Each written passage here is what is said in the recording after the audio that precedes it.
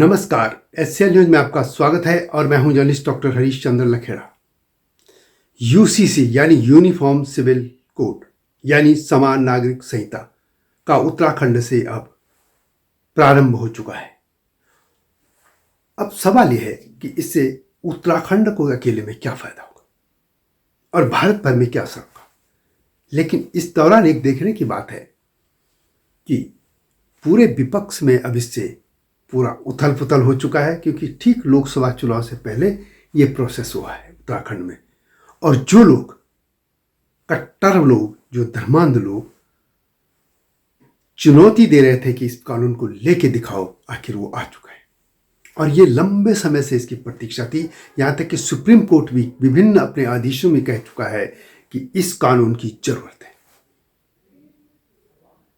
इसी पर मैं बात करूंगा, लेकिन आपसे अनुरोध है कि इस चैनल को सब्सक्राइब अवश्य कर दीजिए। तो बात करते हैं अब यूसीसी की, जो कि उत्तराखंड में इस समय विधेयक में के तौर पर सदन में है और अब उस पर देश भर में चर्चा शुरू हो गई है। भले उत्तराखंड में का एक अभी कानून बने, लेकिन इसका पूरा असर पूरे भारत में होने जा रहा है। और ये बहुत पहले हो जाना चाहिए था। ये तो आज़ादी के पहले दिन से हो जाना चाहिए था, लेकिन पता नहीं क्योंकि एक धर्म विशेष को बढ़ावा देने के लिए या उसको पता नहीं किस तरह का प्रोटेक्शन देने के लिए कानून नहीं लाया गया। अब इससे होगा क्या क्या?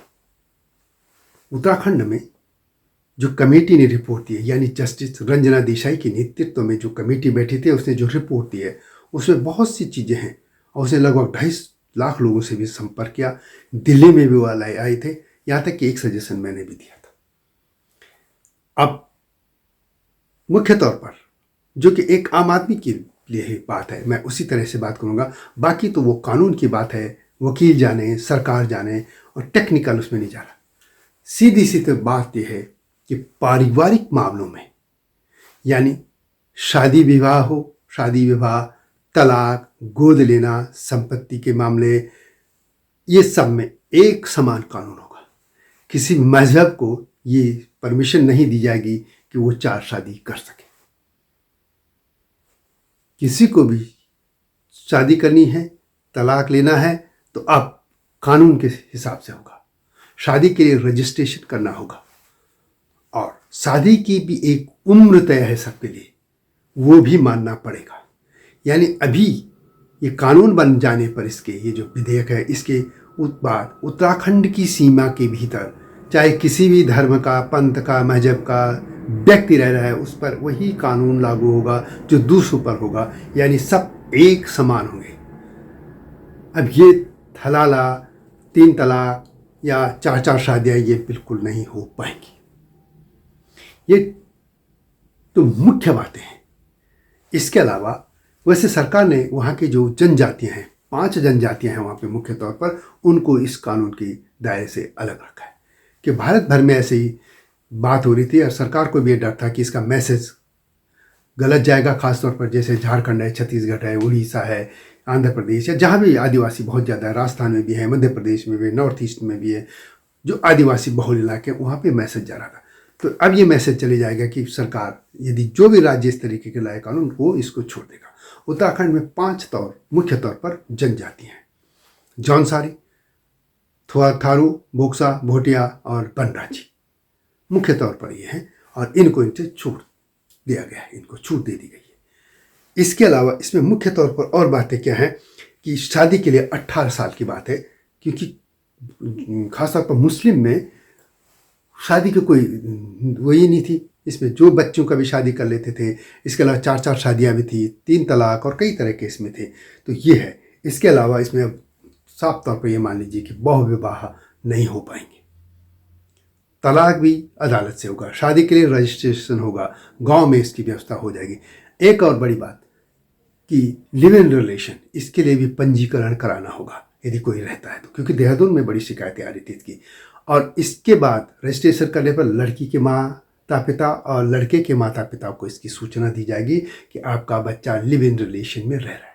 क्योंकि बहुत से क्राइम की घटनाएं हुई हैं और उसमें खासतौर पर लड़कियों को ही कई बार तो हत्या तक कर दी गई थी। इस तरीके की ये घटनाएं होंगी। तो ये तमाम बातें इसमें शामिल हैं। अब यदि हम बात करें कि उत्तराखंड को क्या फायदा होगा, तो उत्तराखंड को सीधे तौर पर तो ऐसे कोई फायदा नहीं होगा, क्योंकि उत्तराखंड में पहले से ही जो बहुसंख्यक समाज है उसमें यही नियम थे। शादी की उम्र भी थी, शादी या पत्नी वाला मामला भी नहीं था। कानून में जो संपत्तियों का अधिकार, वो पहले जो सेंट्रल गवर्नमेंट कानून लाई थी वो भी लागू था। लेकिन सिर्फ और सिर्फ जिस तरीके से बड़ी आबादी, मुस्लिम आबादी यूपी से या अन्य राज्यों से उत्तराखंड की तरफ गई है, करीब 25% हो गए हैं, वो जिस तरीके से आबादी ये जैसे चक्रवृद्धि ब्याज की तरह से आबादी बढ़ रही थी, उस पर रोक लगेगी। और एक और, भारत पर क्या असर होगा?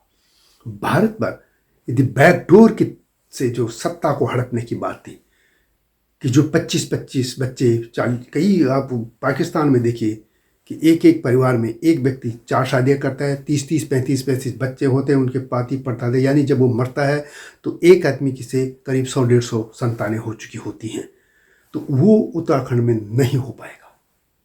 और अब सबसे बड़ी बात है कि जो खासतौर पर कट्टरपंथी चिल्लाते थे, चुनौती देते थे, अब एक बहस तेज होगी और उनको भी इसका उत्तर, जब चर्चाएं होंगी, डिबेट होगी, तो सामने उनको भी मिलेंगे। तो ये बहुत अच्छा फैसला है धामी सरकार का। धामी सरकार को इसके लिए बधाई दी जा सकती है। और सबसे बड़ी बात है कि उत्तराखंड में जो कुछ हो रहा है उसका मैसेज पूरे भारत में जाएगा।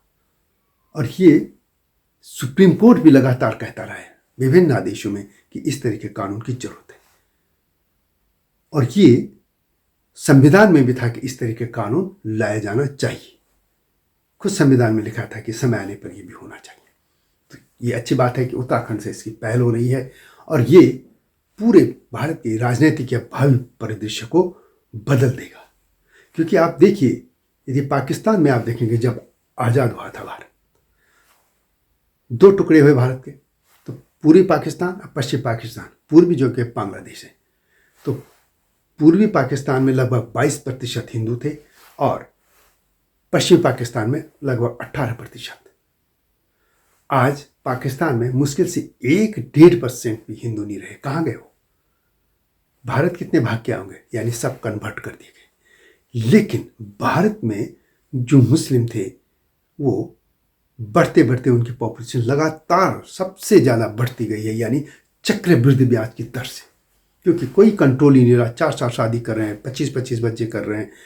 उससे अब डेमोक्रेटिक सिस्टम है, चुनाव होगा, संख्या बल जिसका होगा, तो जाहिर है संख्या बल के तौर पर एक दिन भारत को फिर वही इस्लामिक ताकतें अपने कब्जे में ले लेंगी।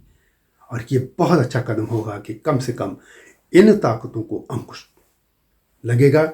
और ये जितने भी लोग हैं, चाहे वो समाजवादी पार्टी हो, ममता बनर्जी हो, कांग्रेस हो, या और भी जो भी पार्टियां हैं, अब ये यदि इसके खिलाफ बोलेंगी तो जाहिर है इनको लोग ही दंडित करेंगे। ये कानून बहुत पहले आ जाना चाहिए था और अब आया है, तो उसका सीधी सी तौर पर यही असर होना है कि जो एक पंथ, एक मजहब विशेष को जो छूट जिसको हम कहते हैं वो मिली थी, अब वो नहीं मिलेगी। अब ना आप 4 शादी कर पाएंगे, ना आप 25 बच्चे पैदा कर पाएंगे, ना आप तलाक दे पाएंगे, जिसको ना हलाला हो पाएगा। इस तरीके के काम नहीं होंगे। सबसे बड़ी बात है कि महिलाओं को, चाहे किसी भी समाज की हो, उनको एक तो 18 साल 21 साल जो भी हो करेंगे, इस तरीके से एक अच्छा टाइम मिलेगा, पढ़ने लिखने का मिलेगा, पैतृक परिसंपत्तियों में उनको हक मिलेगा, गोद लेने का वो मिलेगा, उसमें अधिकार समान होगा, बहुत सी चीज़ें फ़ायदा होगा। और लिव इन रिलेशन का जो कानून बनेगा, उससे खासतौर पर जो लव जिहाद का टाइप बातें होती हैं उन पर अंकुश लगेगा। माता पिता को भी ये नज़र में रहेगा कि हाँ, ये किसके साथ रह रहा है, और यदि सूचना नहीं देंगे तो उसके लिए वे दंडित करेंगे, दंड मिलेगा। तो जाहिर है कि लोग जो लिव इन रिलेशन में रहना चाहेंगे उनको सरकार को इसकी जानकारी देनी होगी, रजिस्ट्रेशन करना पड़ेगा। तो मुख्य तौर पर यही बातें इसमें हैं। और उत्तराखंड का बहुत ज़्यादा असर न हो, लेकिन पूरे भारत का ये देश सभी पूरा परिदृश्य बदल देगा। तो ये अच्छी बात है कि उत्तराखंड से इसकी शुरुआत हो रही है। वीडियो कैसे लगी कमेंट में से लिखें। मिलता हूँ जल्दी नए मुद्दे के साथ, तब तक नमस्कार।